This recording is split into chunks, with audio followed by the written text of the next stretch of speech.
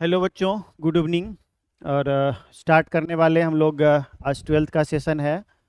Literature में मैंने आपको पिछले क्लास में इनफैक्ट आज फ्राइडे है तो वेडनेसडे को मैंने ए पिंच ऑफ स्नफ कहानी को बताया था, आपको लाइन बाय लाइन एक्सप्लेनेशन किया था।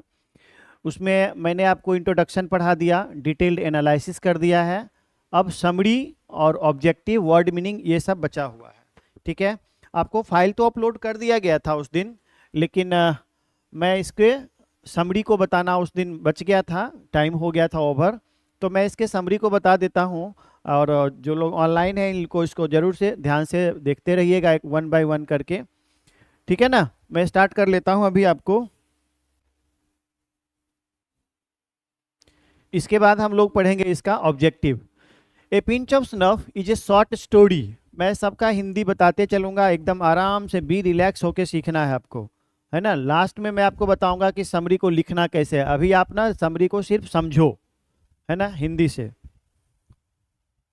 ए पिंच ऑफ स्नफ जो इस चैप्टर का नाम है, इसका नाम हमने बताया था एक चुटकी सूंघनी। याद है ना आपको? सूंघनी किसको कहते हैं? जो खास तौर पे मिथिलांचल के एरिया में नोइस यानी कि भिक्स की तरह होता है और मेंथा के तेल मिलाकर उसे बनाया जाता है। और खास तौर पे लोग उसे फ्रेशनेस की तरह, हालांकि उसमें तंबाकू का यूज होता है, वर्जित है, प्रोहिबिटेड है ये चीज़, लेकिन फिर भी बहुत लोग इसे यूज़ करते हैं खास तौर पे अपने दिमाग को चलाने के लिए।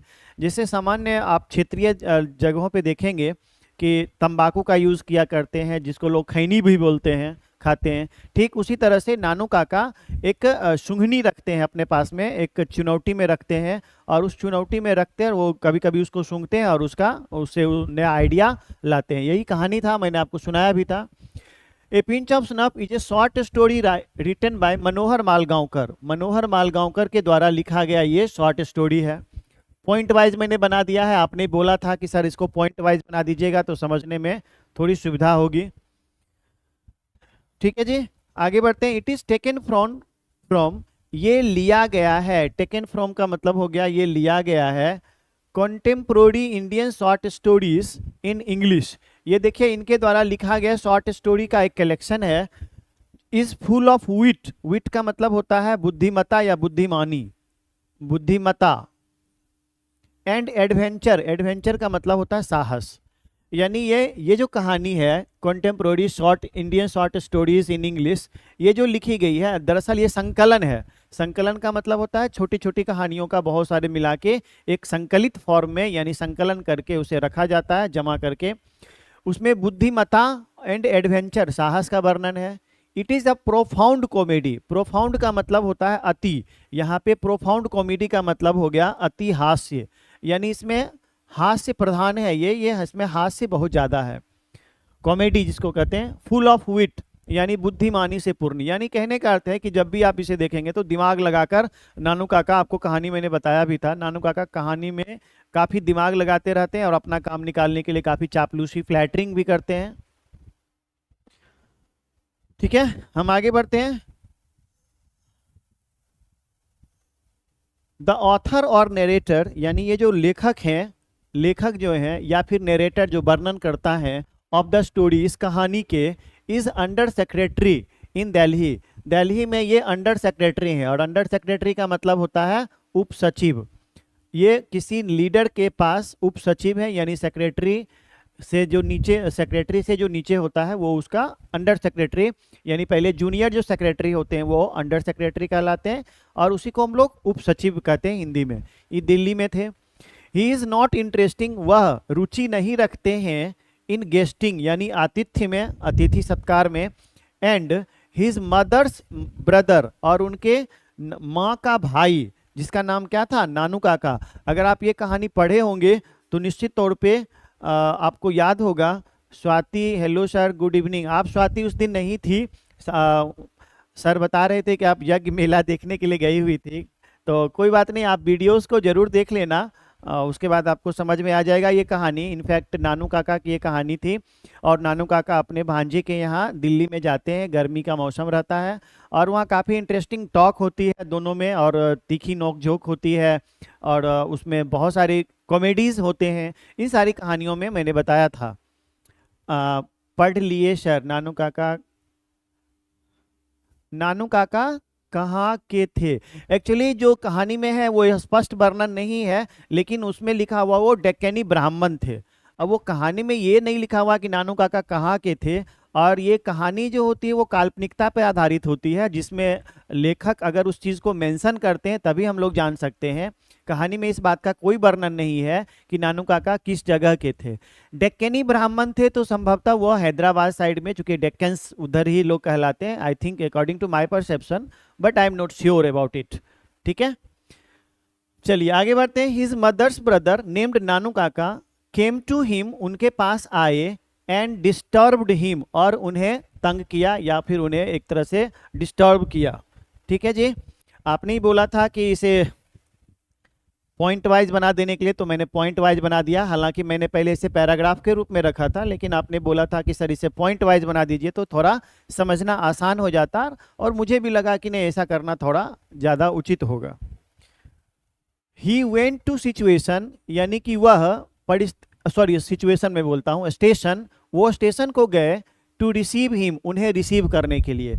यानी कि नानू काका ट्रेन से आए हैं और नानू काका के भांजे यानी लेखक जो नरेटर हैं वो ट्रेन से लाने स्टेशन पर से उसे लाने को गए, यानी कि उसे रिसीव करने के लिए गए। नानू Kaka is a striking figure, नानू काका का एक छरहरा बदन है, स्ट्राइकिंग फिगर, लंबा चौड़ा बदन है, काफ़ी स्मार्ट है ये। हिज हेयर इज वाइट, हालांकि उसके बाल उजले हो चुके हैं चूंकि उनका एज हो गया है। And he has impressive moustache, और उसकी एक जानदार मूछें हैं, शानदार मूछें हैं, आकर्षक मूछें हैं। ही स्टिल वियर्स, वह अभी भी पहने हुए हैं, ओल्ड फैशन्ड ब्लैक कोट, और गर्मी के महीने में भी वह ओल्ड फैशन के यानी पुराने फैशन के कोट पहने हुए हैं, जो नी लेंथ का है। नी लेंथ बोले तो घुटने तक आने वाला है, यानी कि वो गर्मी के मौसम में भी वो कोट पहने हुए हैं।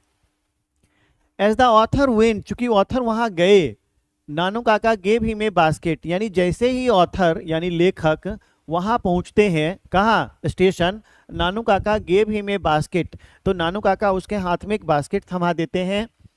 There was a kitten Indeed, there was a kitten, यानी दरअसल उसमें क्या था, किटन का मतलब होता है बिल्ली का बच्चा। उस दिन मैंने पढ़ाया भी था और आपके वर्ड मीनिंग में भी दे दिया है, बिल्ली का बच्चा, उसको बोलते हैं किटन, ये कहानी का भाग है। इन द बास्केट, बास्केट में इंडीड, इंडीड का मतलब होता है वास्तव में, यानी सचमुच में, यानी दरअसल वास्तव में उसमें बिल्ली का बच्चा लेके आए थे, वो बिल्ली का छोटा छोटा बच्चा लेके आए थे। ये कहानी का पार्ट है, actually it's a comedy, so आपको you will have to consider it, आपको इसे कंसीडर करना होगा। आफ्टर दैट, उसके बाद, the author came to know, यानी ऑथर इस बात को जाने, that Nanu Kaka had come to see ministers in that heat, कि नानू काका इतनी गर्मी में मिनिस्टर से मिलने को आए हैं। सी का मतलब यहाँ मिलना। एंड इट इज सेड, और ऐसा कहा जाता है या ऐसा माना जाता है, that ministers are regarded as even more than God, और ऐसा माना जाता है कि भगवान मिल जाएंगे, लेकिन मिनिस्टर से मिलना भगवान से भी ज़्यादा कठिन होता है। देखिए, मिनिस्टर्स आर रिगार्डेड, मिनिस्टर को सम्मान दिया जाता है, as even more than God, यहाँ तक कि भगवान से भी बढ़कर, यानी मिनिस्टर लोग अपने आप को भगवान से भी बढ़कर मानते हैं। ये मैं नहीं कहता हूँ, बल्कि ये कहानी का पार्ट है। ठीक है, ये कहानियों में इस तरह की बातें हैं। चलिए थोड़ा और आगे बढ़ते हैं। So it was a difficult task, अतः यह एक कठिन काम था। डिफिकल्ट का मतलब हो गया कठिन, है ना। कुछ शब्द ऐसे होते हैं जिसको मैं लिखते चलता हूँ, आप ध्यान देते चलना। टास्क का मतलब कार्य, टू सी देम, उनसे मिलना, यानी अतः मिनिस्टर से मिलना एक कठिन काम था। कठिन काम मतलब इट्स अ हरक्यूलिन टास्क, यानी अत्यंत ही कठिन काम होता है मिनिस्टर से मुलाकात करना, चूंकि उसके जो पीए होते हैं, उसके जो सेक्रेटरी होते हैं, उसके जो अंडर सेक्रेटरी होते हैं, सबसे अपॉइंटमेंट लेना पड़ता है, और उनके बिजी शेड्यूल के बीच में अपॉइंटमेंट लेने में काफ़ी टाइम लगता है। तो इस तरह से ये कहा गया यहाँ पे कि उनसे मिलना काफ़ी कठिन होता है। फर्स्ट डे, पहले दिन, नानू काका विथ द नरेटर, नानू काका नरेटर के साथ, वेंट, गए, टू सी मिनिस्टर, मिनिस्टर से मिलने को। ही स्पेंट, उसने बिताए, 2 hours 2 घंटे बीइंग ट्रांसफर्ड फ्रॉम वन चपरासी टू अनदर। अच्छा, यहाँ चपरासी शब्द का प्रयोग क्यों किया गया, प्यून क्यों नहीं किया गया? आपको मैंने पहले दिन, जिस दिन मैंने ये शुरू किया था, उस दिन बताया था कि दरअसल ये एक एंग्लो इंडियन राइटर हैं, मनोहर मालगांवकर। और एंग्लो इंडियन राइटर का मतलब होता है कि जो खास तौर पे हैं हिंदुस्तानी, इंडियन हैं, लेकिन वो लिखते इंग्लिश में हैं, तो वो एंग्लो इंडियन राइटर कहला गए, यानी कि एंग्लो में लिखने वाले इंडियन राइटर। तो इसलिए वो कुछ ऐसे शब्दों के प्रयोग करते हैं जो खास तौर पे भारतीय मूल से हो जुड़े हुए हों, और भारत की भाषा, हमारी सामान्य भाषा हिंदी है, तो इसलिए हिंदी शब्दों के प्रयोग वो किया करते हैं। To another, but he did not see any minister, लेकिन वह किसी मिनिस्टर से मिल नहीं पाए। दरअसल वो पहले दिन जब वहाँ पे जाते हैं, कहाँ पे, ऑफिस में जाते हैं मिनिस्टर से मिलने के लिए, तो 2 घंटा तक चपरासी उसको इधर से उधर, इस टेबल से उस टेबल, उस टेबल से इस टेबल तक घुमाते रहा, लेकिन वो मिनिस्टर किसी मिनिस्टर से मिल नहीं पाए। और उनको एक अपॉइंटमेंट दिया गया, उसमें भी 2 days बाद, आफ्टर 2 days, यानी वो भी एक सिर्फ और सिर्फ अपॉइंटमेंट मिला, वो भी 2 दिन के बाद। तो ये इसके लिए एक बेइज्जती की बात थी। विद्या, हेलो सर, हेलो विद्या। चलिए, आप तो उस दिन थी शायद जुड़ी हुई, आपको कहानी याद होगा। और आप, चलिए आगे बढ़ते हैं, है ना। देखते देखते हम लोग 3-4 क्लास में 3-4 चैप्टर पढ़ चुके हैं, काफ़ी अच्छा स्पीड है हम लोग का। और एक आध चैप्टर और पढ़ के, आई हैव ए ड्रीम, यानी इसका जो अगला चैप्टर है, फिर हम लोग ग्रामर पे आ जाएंगे। लगातार अगर हम लोग पढ़ेंगे तो फिर थोड़ा मन उब जाएगा। और इसके बाद फिर अगर हम शुरू करेंगे उसमें लिटरेचर का सेक्शन, तो हम पोइट्री पढ़ेंगे फिर, है ना। 4 इधर प्रोज पढ़ लेंगे, 4 पोइट्री पढ़ेंगे, और फिर इसी तरह से हम लोग एक सेक्शन वाइज बना बना के ख़त्म कर लेंगे। कुल मिला के 21 चैप्टर्स हैं इसमें, और 4-4 चैप्टर का हम लोग सेट बना के धीरे धीरे पढ़ते रहेंगे, बीच में ग्रामर भी पढ़ेंगे। यानी एक चैप्टर मैं इसको पढ़ा के फिर मैं आपको ग्रामर पे ले चलूँगा, ठीक है। चलिए, मैं यहाँ से फिर से स्टार्ट कर लूँ आपको। बिफोर एवरी एक्शन, यानी हर एक्शन के पहले, he first takes a pinch of snuff, वह एक चुटकी सूंघनी लेते हैं। Now he thought and finally, और तब वह सोचते थे, and finally made a unique to see a minister, और फिर मिनिस्टर से मिलने का एक प्लान करते हैं। दरअसल क्या है कि वो मिनिस्टर से मिलना तो चाहते हैं, लेकिन मिनिस्टर से मिलने के लिए अपॉइंटमेंट नहीं मिल पा रहा है। तो वो क्या करते हैं, हमेशा ना एक चुटकी सूंघनी लेते हैं नाक में, और फिर एक फ्रेशनेस महसूस करते हुए एक नया आइडिया क्रिएट करते हैं। चूंकि कॉमेडी है तो इस तरह की बातें होती है, और नया आइडिया विचार लाते हैं अपने मन में, और फिर से वो यूनिक प्लान बनाते हैं। क्वेश्चन आंसर करवा दीजिएगा ना सर। स्वाति, आप पूछ रहे हैं कि क्वेश्चन आंसर करवा दीजिएगा ना सर। देखिए, मैं आपको कई बार बोल चुका हूँ, फिर से एक बार ध्यान से सुन लीजिए। मेरा प्लान क्या है उसको ध्यान से सुनो, मैं यहाँ पे लिख रहा हूँ अब, ठीक है। देखो, मेरा प्लान क्या है कि सबसे पहले हम जब कोई भी लिटरेचर का कोई भी टॉपिक हम शुरू कर रहे हैं, अभी हम तीसरे चैप्टर पे हैं, लगातार आप क्लास कर भी रही हैं, आप दोनों तो कम से कम कर रहे हैं, मंथली एग्जाम में हेल्प हो जाएगा। अच्छा चलो, पहले मेरी बात सुन लो, ठीक है। मेरी पहले बात सुन लो। मेरी बात यह है कि सबसे पहले हम इंट्रोडक्शन कराएंगे, ठीक है। उसके बाद हम लोग उसका इंट्रोडक्शन के बाद हम लोग पढ़ते हैं डिटेल एनालिसिस, ठीक है, लाइन बाय लाइन उसको पढ़ते हैं। उसके बाद हम पढ़ते हैं, आप याद कीजिए, समरी, है ना। उसके बाद हम लोग पढ़ते हैं ऑब्जेक्टिव क्वेश्चन आंसर। उसके बाद पढ़ते हैं वर्ड मीनिंग, ठीक है। और उसके बाद आप लास्ट में आप देखोगे कि वहाँ पे एनसीईआरटी सॉल्यूशन करके एक दिया होगा सेक्शन, ठीक है। एनसीईआरटी सॉल्यूशन करके दिया, हाँ ठीक है ना, वो पता है सर। तो मैं ये बता रहा था कि आपको मतलब एक ही बार मैं बताने का प्लान किया था, लेकिन अगर आप ये कहते हैं कि क्वेश्चन आंसर बता दीजिएगा तो ठीक है, 4 चैप्टर होने दीजिए, फिर मैं क्वेश्चन आंसर बता दूंगा। क्योंकि लेट शुरू हुआ है, हम लोग ग्रामर भी पढ़े, लिटरेचर में भी आ गए हैं, तो थोड़ा टाइम तो लगेगा ना। अब अगर हम हर बार में करेंगे तो फिर गड़बड़ हो जाएगा, तो थोड़ा टाइम देना पड़ेगा। और आपको पता है कि 3 ही दिन होता है सप्ताह में, तो थोड़ा टाइम तो लगेगा, लेकिन कोई बात नहीं, मैं क्वेश्चन आंसर करवा दूंगा, ठीक है ना।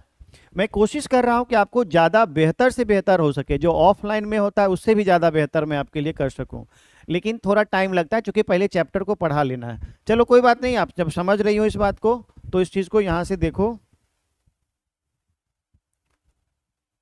हाँ, इसके लिए वो क्या किए, फर्स्ट ऑफ ऑल, सबसे पहले ही मैनेज्ड ए न्यू कार, उसने एक नया कार मैनेज किया, and made the author his driver, और ड्राइवर यानी किसको बना लिया, ऑथर जो थे उनके भांजा जो थे उनको ड्राइवर बना लिया। He went to see a minister, वो मिनिस्टर से मिलने को गए जिसका नाम क्या था, सोहन लाल। ठीक है।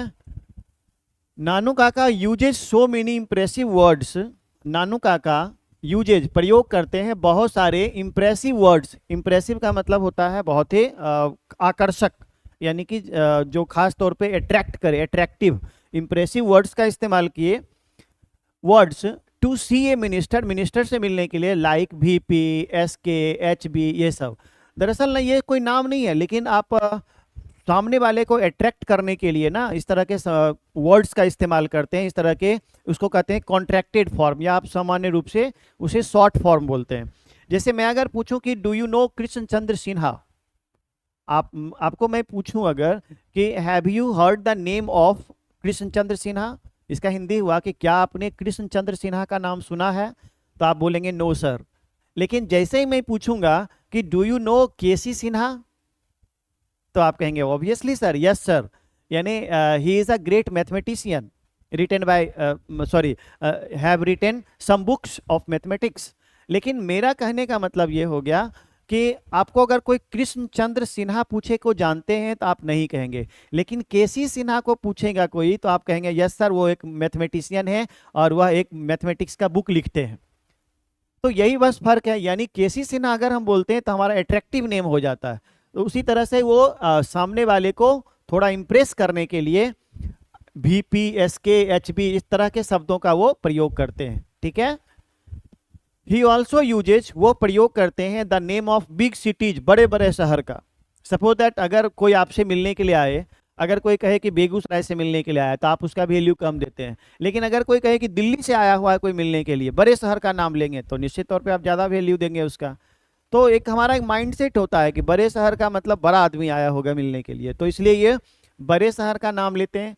टू शो हिमसेल्फ, स्वयं को दिखाने के लिए, ए बिग फेस, एक बड़ा चेहरा, एंड डिस्कस्ड, और वह इस बात पर डिस्कस करते हैं हिज कॉटन बिजनेस, अपने बड़े बड़े कॉटन बिजनेस के बारे में, चूंकि वो डिंग हाँकते हैं।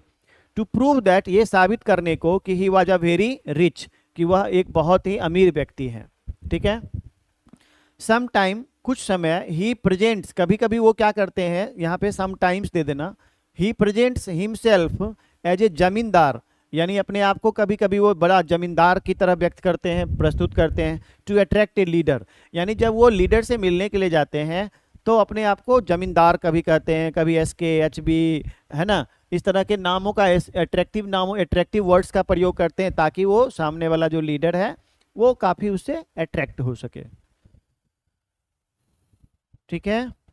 व्हेन ही सेज, जब वह कहते हैं हिमसेल्फ, स्वयं से, ए हेरिडेटरी एस्ट्रोलॉजर, यानी कि इसका मतलब होता है पुश्तैनी, इसका मतलब होता है पुश्तैनी, और एस्ट्रोलॉजर का मतलब होता है ज्योतिषी। जब अपने आप को वो पुश्तैनी ज्योतिषी कहते हैं, टू द महाराजा ऑफ निनोर, यानी निनोर के महाराजा का, निनोर राज्य के महाराजा का पुश्तैनी पंडित यानी पुश्तैनी ज्योतिषी अपने आप को कहते हैं। इट प्रूव्स दैट, ये साबित करता है कि he is a great scholar, scholar का मतलब होता है विद्वान, कि वह एक बहुत बड़े विद्वान हैं। यानी कि वो बहुत सारे ऐसे शब्दों का प्रयोग करते रहते हैं जिससे ये पता चलता है कि वह अपने आप को विद्वान, ज्योतिषी, पंडित ये साबित करना चाहते हैं। बाय दिस वे, इस तरीके से Nanu Kaka went from author's home, Nanu Kaka author के घर चले गए। Yes. Now the author wants to be somewhere far from guesting, और इसके बाद से कहानी खत्म हो जाती है। कहानी का मूल भाव कुछ नहीं था, मैंने उस दिन कहानी में भी बताया था कि यह एक लाइट कॉमेडी शॉर्ट स्टोरी है और इस कहानी से सीख कुछ नहीं मिलती है, सिर्फ कॉमेडी है। और इस कहानी के अंत में ये पता चलता है कि लेखक जो नानू काका जो हैं मिनिस्टर से इसलिए मिलने के लिए आए थे क्योंकि उनकी कुंडली में ये लिखा हुआ था कि इतने उम्र में वो किसी मंत्री से उनकी मुलाकात होगी और वो अमीर हो जाएंगे, अपना उनका समय बढ़ जाएगा, खुल जाएगा, इस तरह का भाग्य में उनको लिखा हुआ, ऐसा महसूस हुआ, इस वजह से वो दिल्ली आए थे और मंत्री से मुलाकात करने के लिए वो सोच रहे थे। बस कहानी एक हल्की फुल्की लाइट मतलब एक तरह से कॉमेडी है और शॉर्ट स्टोरी में लिखी गई है, जो मनोहर मालगांवकर खास तौर पे ये एंग्लो इंडियन राइटर के द्वारा लिखी गई है। ठीक है, तो ये खत्म हो गया। अब हम लोग ऑब्जेक्टिव क्वेश्चन जो करने वाले हैं, तो ऑब्जेक्टिव क्वेश्चन में आपको खुद से जवाब देना पड़ेगा अभी से। ठीक है, मैं आगे बढ़ता हूँ और मैं पूछूंगा और आप बताते चलना, और आपका नंबर दे के आपको आंसर करना है। ठीक है ना। जो लोग ऑनलाइन हैं, मैं देख लेता हूँ कि ऑनलाइन कौन कौन लोग हैं, है ना। जो लोग ऑनलाइन है वो लोग बताइएगा कि एक मिनट, स्वाति प्रिया एंड रवि शंकर हैं। ठीक है जी। चलिए, विद्या लगता है चली गई है, तो अपना 1 का बीच, चलो ठीक है।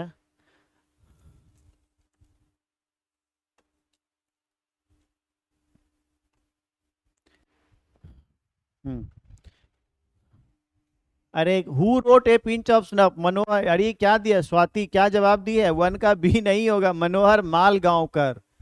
मनोहर Malgaonkar, who wrote a pinch of snuff, इसका आंसर हो जाएगा सी, मनोहर मालगांवकर, ये इसका आंसर होगा।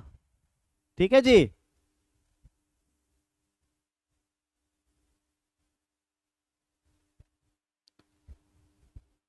हाँ, 1 का सी रविशंकर। हाँ, स्वाति प्रिया सेकेंड बताइए। चलिए, which one is a humour story? Obviously humour, अभी हम लोग जिसकी चर्चा कर रहे हैं वही होगा, 2 का सी होगा। चलिए, आपको ही मैं देता हूं बनाने के लिए। चलो, third number, Ratiram was the son of, बताइए, Ratiram was the son of Sohanlal Ratiram, Mohanlal Ratiram, Devanlal Ratiram, Hirolal Ratiram. आपको याद होगा कि सिर्फ इसी की चर्चा है। ए नंबर होगा, 3 का ए, 3 का ए, रविशंकर ठीक, स्वाति प्रिया भी ठीक। चलिए, क्वेश्चन नंबर 4 बताइए।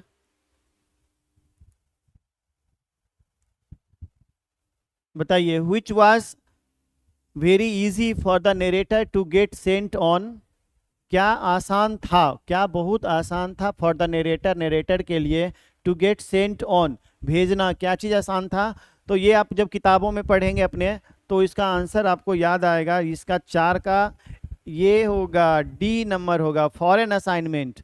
दरअसल मैं उस कहानी के उस पार्ट को समझा दूं कि जब लाला सॉरी क्या नाम था उनका, नानू काका, नानू काका को लेकर जब ऑफिस से, सेक्रेटेरिएट से वापस घर को जा रहे थे, तब रास्ते में उसका दोस्त मिला था जिसका नाम था रतिराम, और वह सोहनलाल रतिराम का बेटा था। तो रतिराम और उस दोनों में फॉरेन असाइनमेंट भेजने को लेकर दोनों में बातचीत हुई थी, और इसी बीच में वो फ्लर्ट करते हैं, कौन, नानू काका, इन दोनों के बीच में इंटरफेयर करते हैं और चापलूसी करते हुए कहते हैं कि मुझे, चूंकि उनको पता चल गया था कि उसके पिताजी एक नेता है। तो आपको आंसर याद रखना होगा, फॉरेन असाइनमेंट, इसका आंसर होगा डी। ठीक है ना, 4 का डी। चलो, 5वां पर आप फोकस करते हैं। Mother said that Nanu Kaka is coming to see सम, चलिए आप जवाब दीजिए, 5 और 6, 5 और 6 जवाब दीजिए, मैं वेट कर रहा हूं।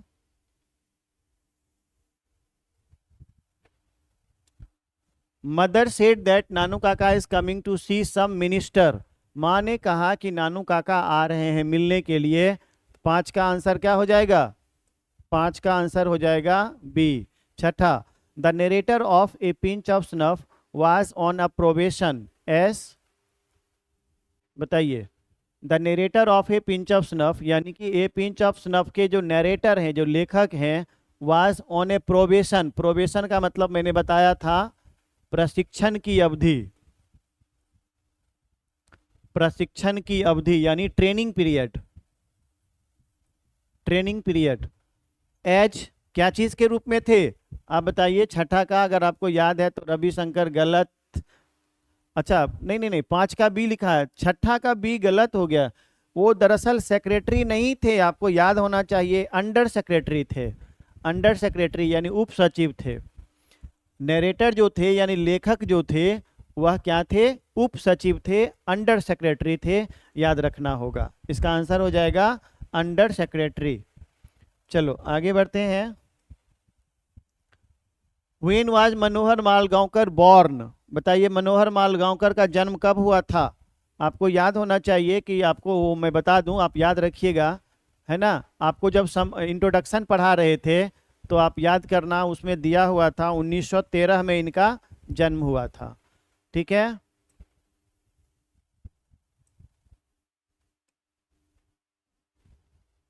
1913 में इनका जन्म हुआ था।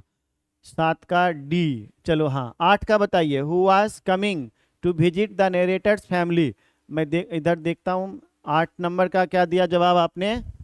8 नंबर का सी, नानू काका। ऑब्वियसली कौन आ रहे थे टू विजिट, मिलने को? The narrator's family. नरेटर के फैमिली में कौन मिलने के लिए आए थे? तो ऑब्वियसली नानू काका। चलिए ठीक है, 8 का सी। बस इसी तरह के क्वेश्चन पूछे जाते हैं और कुछ नहीं है। 9 नंबर में आते हैं। Sohan Lal Ratiram was the party boss in? कहाँ थे पार्टी बॉस ये? दिल्ली में। तो इसका आंसर हो जाएगा, जल्दी जल्दी टाइप कीजिए।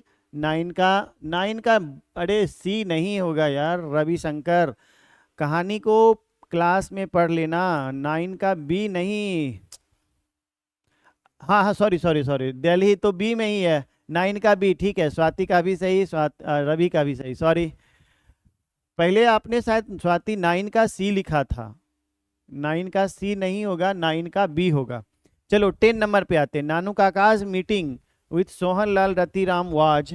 नानू काका की मीटिंग सोहन लाल रतिराम के साथ हुई थी।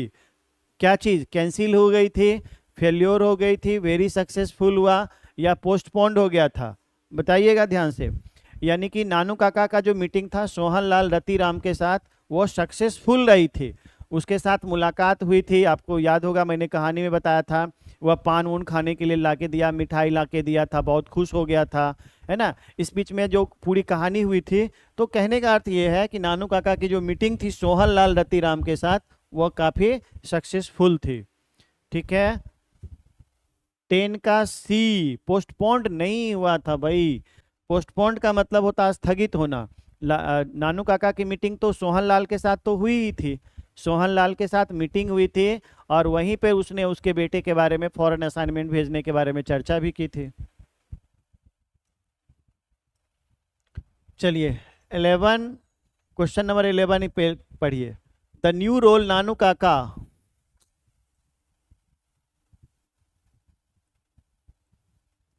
ऑफ नानू काका gave the narrator was of?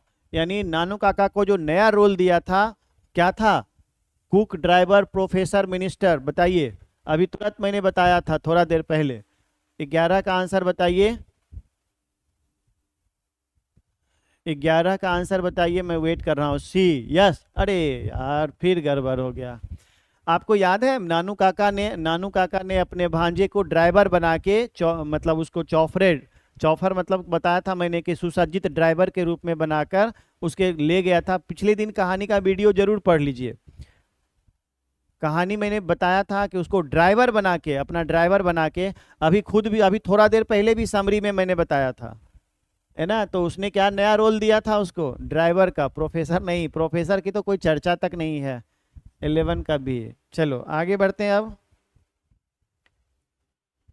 Question number 12 और 13 आपके सामने में है। द ऑथर हैड टेकन, बताइए कितने दिन का छुट्टी लिया था? मैं वेट कर रहा हूं। क्वेश्चन नंबर 12 का बताइएगा। 2 दिन की छुट्टी ली थी, 2 दिन की। द ऑथर हैड टेकन, देखो यहां गलती से लिखा गया ई।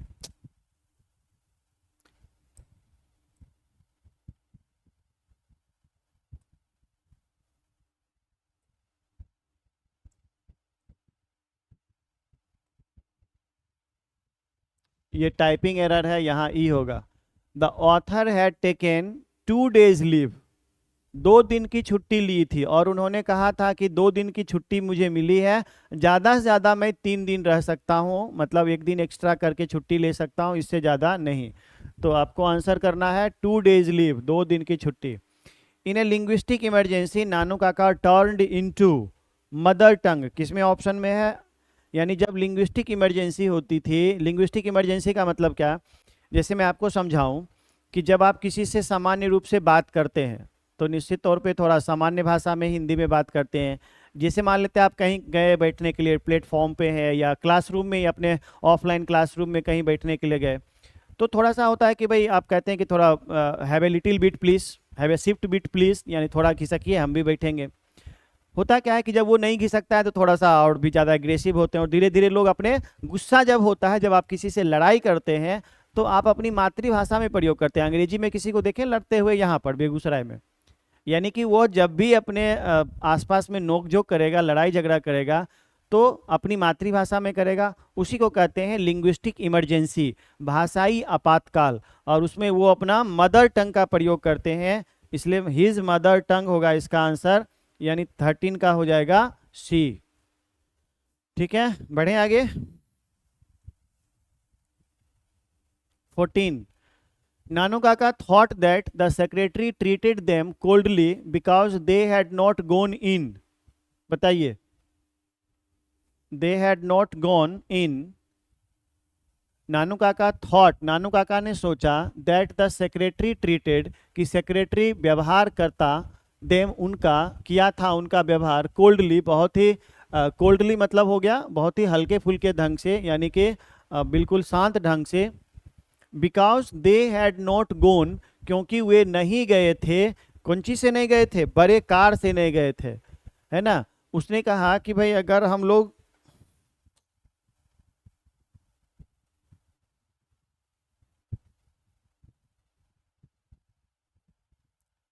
उसने कहा कि नानू काका ने सोचा कि सेक्रेटरी ने हमारा मान सम्मान इतना कोल्डली इसलिए किया था, जिसे होता है ना गर्मजोशी से स्वागत नहीं करना, यानी कि वार्मली वेलकम अगर किसी को करते हैं तो उसका मतलब होता है गर्मजोशी से स्वागत करना। लेकिन अगर आप मतलब कोल्डली, जैसे मान लेते हैं कि कोई आपके घर में आया तो आप बोलते आइए आइए, चलिए ठीक है बैठ जाओ, एक होता है आइए आइए आइए, वेलकम है, तो गर्मजोशी से स्वागत करना हुआ। लेकिन अगर आप किसी को शांत भाव से करते हैं, मतलब बिल्कुल ही मन नहीं है लेकिन फिर भी अगर कर रहे हैं, तो उसको कोल्डली वेलकम कहते हैं। क्यों? क्योंकि उनके पास एक बड़ी गाड़ी नहीं थी, तो 14 का हो जाएगा बी, 14 का हो जाएगा बी, 14 का बी। ठीक है, स्वाति प्रिया, रविशंकर, सही है। 15, Nanu Kaka took his cheque book and wrote a cheque for 1000 rupees. ये आपको याद होगा, इस ये कहानी में यहाँ पे स्क्रिप्ट था, मैं उस कहानी को फिर से वहाँ बता देता हूँ कि जब नानू काका एक नए कार का अरेंज कर रहे थे, तो उस समय एक उनको दो, मतलब वो प्लान कर रहे थे नए कोट को मतलब पहन के जाने का, एक मतलब क्या लिवरी चॉफर, यानी कि एक सुसज्जित ड्राइवर, यानी लेखक को ड्राइवर बना के ले जाने का। तो उस समय एक धोबी से मुलाकात होती है और अपने कोट को उन्होंने दिया था धोने के लिए, और उस कोट में 1000 रुपये का एक चेक काट के रखा हुआ था। तो वही जो था, वो जो धोबी था, वो धोबी उसे कोट पहुंचाने के लिए आता है, और कोट सॉरी पैसे को, चेक जो था वो पहुंचाने के लिए आता है, तो उसे 2 रुपये का इनाम भी देते हैं नानू काका। तो वो कहानी का पार्ट है, तो उसमें आपको याद रखना होगा कि उसके जो कोट थे, कोट मैंने जो पहनने वाला जो कोट होता है, उस कोट में 1000 रुपये का चेक था, ये आपको याद रखना। Nanu Kaka took his cheque book and wrote a cheque, और कितने रुपये का चेक काटा था, तो 1000 रुपीज का। ठीक है, वो वहीं पे कोर्ट में रह गया था। चलिए क्वेश्चन नंबर 16 पे आते हैं। नानू Kaka was authors, Nanu Kaka author के क्या थे? ऑथर यानी ऑथर कौन, मतलब जो लेखक हैं, जो नरेटर हैं, उसके नानू काका क्या लगते थे? ब्रदर यानी भाई लगते हैं, कि नेबर पड़ोसी लगते हैं, कि मामू लगते हैं, मामू मामा जी, कि दोस्त लगते हैं? बताइए क्या थे? यानी लेखक के नानू काका क्या थे? मैटरनल अंकल, यानी मामू थे, यानी मामा जी, मामा जी, जिसको हम लोग मामू भी बोलते हैं, मामू, मामू जी बोलते हैं ना, मामू जी। ठीक है, चलिए हम आगे बढ़ जाते हैं। नानू काका ट्रेवल्ड इन, बताइए नानू काका ने किस क्लास में ट्रेवल किया था? याद कीजिए, नानू काका ट्रेवल करके आए थे सेकेंड क्लास में, हालांकि उनके पास थर्ड क्लास का टिकट था। आपको याद होगा कि वो चापलूसी करके किसी तरह से वो मतलब उसको घूस देके, ब्राइब शब्द का प्रयोग किया गया था, घूस देके कुछ वहां से चढ़ के आए थे, लेकिन उन्होंने सफर किसमें किया था? सेकेंड क्लास में। सेकेंड क्लास का मतलब sleeper class. Nanu Kaka was the dash of Manohar Malgaonkar mother's mother. बताइए, नानू काका थे मनोहर मालगांवकर के माँ के कौन सी? माँ के क्या थे? नानू काका मनोहर मालगांवकर के, यानी कि जो लेखक हैं, उनके माँ के भाई थे, यानी तब ना मामू हुए ना, तो माँ के भाई थे। तो 18 का हो जाएगा आंसर ए।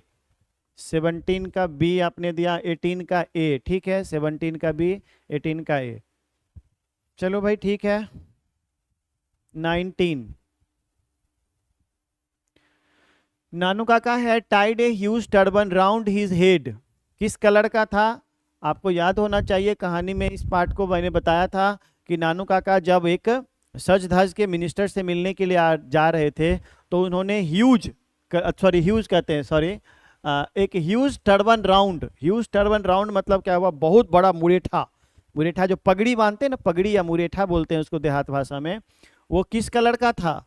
तो ऑरेंज कलर का था। ये आपको सब याद रखना पड़ेगा। 19 का भी बिल्कुल सही जवाब है आपका, रविशंकर। रविशंकर अच्छा परफॉर्मेंस कर रहे हैं। चलिए आगे बढ़ते हैं, अब हम लोग 20 नंबर क्वेश्चन पे आते हैं। चलो 20 नंबर दिख रहा होगा। फॉर व्हाट पर्पस, किस पर्पस से हैड नानू काका, देखो नानू काक जगह लगा लिखा गया है, कम टू दिल्ली। दिल्ली क्यों आए थे नानू काका? बताइएगा। क्वेश्चन नंबर 20 के बारे में मैं बात कर रहा हूं। काहे के लिए? फॉर व्हाट पर्पस हैड नानू काका, यहाँ पे देखो नानू काका में ए छूट गया था। नानू काका कम टू दिल्ली, यानी किस पर्पस से नानू काका दिल्ली मिलने को आए थे? नहीं, एप्लीकेशन लिखने नहीं आए थे, जमींदार्स कन्वेंशन, यानी जमींदार के सम्मेलन को अटेंड करने के लिए आए थे। तो 20 का ए होगा।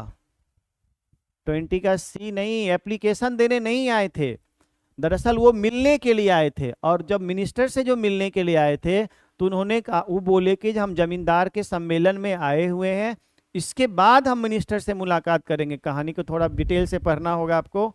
इसमें हो जाएगा टू अटेंड जमींदार्स कन्वेंशन, आपका आंसर हो जाएगा ये वाला ए नंबर।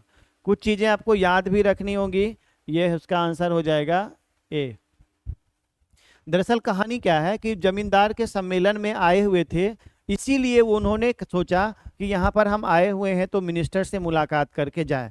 तो प्राइमरी पर्पस उनका क्या था? जमींदार के सम्मेलन में आना। ठीक है, 20 का ए। एप्लीकेशन देने नहीं आए थे, बल्कि वो तो मिलने आए थे मिनिस्टर से। Who has a garnish yellow car, किसके पास था गार्निश येलो कार? याद कीजिए, रास्ते में कौन मिला था? रतिराम। जो कौन था? रतिराम कौन था? लेखक का मित्र, जो सेम मिनिस्ट्री में काम करता था। यानी आपका आंसर हो जाएगा who has a garnish yellow car. Garnish मतलब क्या होता है भाई? सजा हुआ, सुसज्जित, इसका मतलब होता है सुसज्जित।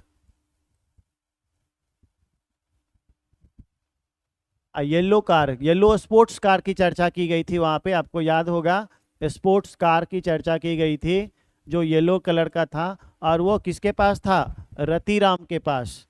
तो 21 का है। चलो 22 बताओ। Who return mumbling colourful Marathi swear words, कौन था जो भद्दी भद्दी गालियां देते हुए लौटा था Marathi swear words?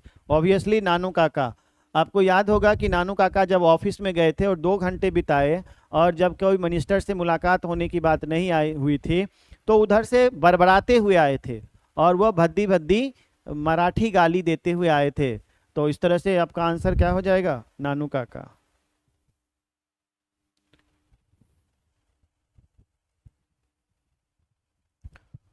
Who had installed नानू काका इन नरेटर्स रूम, नानू काका के रूम में किसने इंस्टॉल कर दिया था उनका सामान? हु हैड इंस्टॉल्ड नानू काका इन नरेटर, नरेटर मतलब लेखक के रूम में नानू काका को किसने इंस्टॉल कर दिया था? किसने इंस्टॉल करना मतलब उनका कहाँ जगह बना दिया था?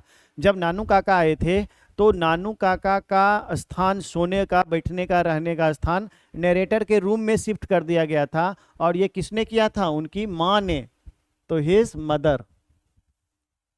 ठीक है, तो 23 का क्या हो जाएगा आंसर? ए हो जाएगा। चलिए, नानू Kaka came out of minister's office mumbling colourful, ये तो हो गया ना ये। चलो भाई अब आगे बढ़ते हैं। 24, 25, 26, चलो एक बार में नहीं होगा। Nanu Kaka came out of minister's office, Nanu Kaka बाहर आए ऑफ मिनिस्टर्स हाउस, मिनिस्टर के हाउस से, मम्बलिंग कलरफुल, रंग बिरंगा, कौन सा? तो मराठी स्वेयर वर्ड्स, मराठी गाली।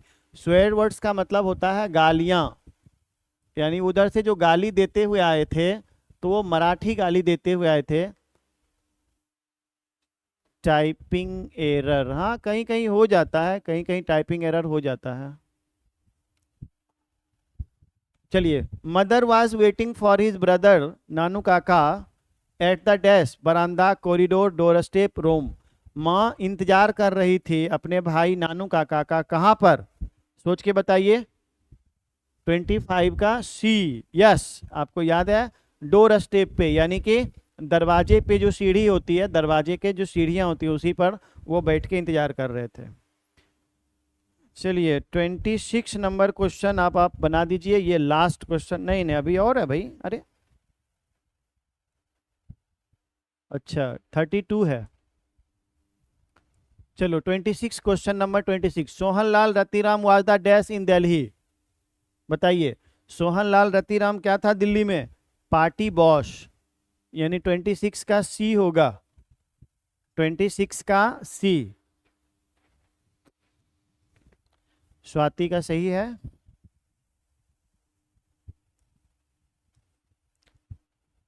हाँ, दो क्वेश्चन आपके सामने में है, जल्दी से बताइए इसका answer. There is nothing like honesty was said by, किसने कहा था?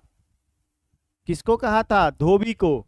धोबी जब 1,000 रुपये का चेक उसको लौटाने के लिए आया था, और वह जो चेक था वह कैश कोई भी कर सकता था, उसको हम लोग कहते हैं नानू, जो चेक लाया था, और वो जो चेक था उसको कुछ नाम हम देते हैं। एक तो होता है जो खास तौर पे हम लोग इस्तेमाल करते हैं, जो क्रॉस्ड चेक होता है, और एक ऐसा चेक होता है जो कोई भी कैश कर सकता है, तो उसी टाइप का चेक था उसके पास।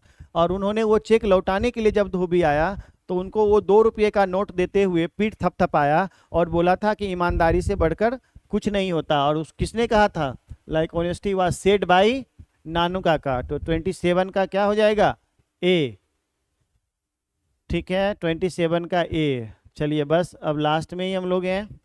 28, the second important person Nanu Kaka had plan to meet was, वो दूसरा व्यक्ति कौन था जिससे नानू काका मिलने का प्लान किए थे? वो था वेलफेयर मिनिस्टर, कल्याण मंत्री।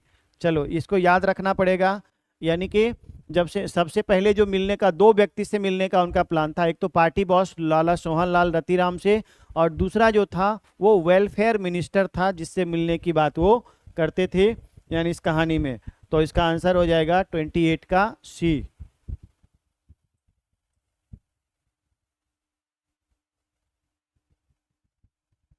Twenty nine, Nanu Kaka had third class ticket but travelled in second class, Nanu Kaka ने थर्ड क्लास टिकट लिया था but travelled in second class, second class में लेकिन उसने यात्रा की, क्योंकि he was clever, there was no third class, he lost his ticket, there was no room in the third class. तो आपका आंसर क्या हो जाएगा? D number, there was no room, जगह नहीं था इन द थर्ड क्लास, यानी थर्ड क्लास में काफ़ी भीड़ होती है, चूंकि जो जनरल क्लास होता है उसमें काफ़ी भीड़ थी, इस वजह से उसने सेकेंड क्लास में यात्रा की थी। तो आपका आंसर क्या हो जाएगा? देखो यहाँ समझो, नानू Kaka had third class ticket, नानू काका के पास थर्ड क्लास टिकट था, लेकिन ट्रेवल्ड इन सेकेंड क्लास, लेकिन उन्होंने सेकेंड क्लास में ट्रेवल किया, यात्रा की, क्योंकि देर वॉज नो रूम, क्योंकि जगह नहीं था इन द थर्ड क्लास, यानी थर्ड क्लास में जगह नहीं था। चलो क्वेश्चन नंबर 30,